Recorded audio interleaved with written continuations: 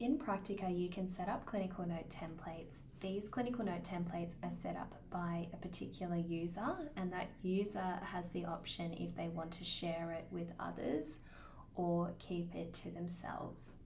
Now, to set up the clinical note templates, you're going to go to any patient file, it doesn't matter which patient it is, and go to clinical notes, and then you're going to go to new note from the top left hand side.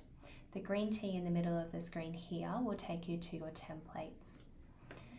To set up a new template, you can click New Template here, give the template a name, so we'll call it Examination, and then this is the body of the template here, so you can pop in the text that you want in your template.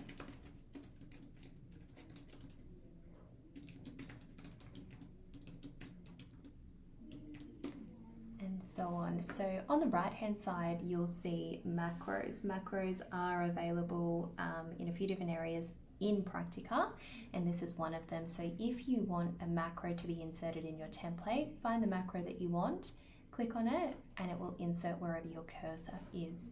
So if you want a macro for the patient recall due date, you can insert that there, and when you save that clinical note, that macro will pre-fill based on whatever patient file that you're using it for.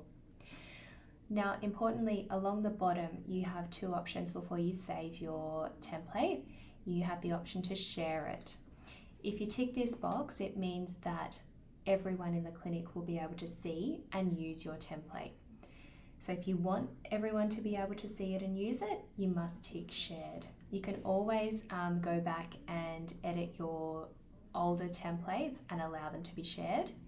And the second option here is editable by others. So this is talking about the actual template. So if you want others to be able to edit and change the template, tick the box and allow it.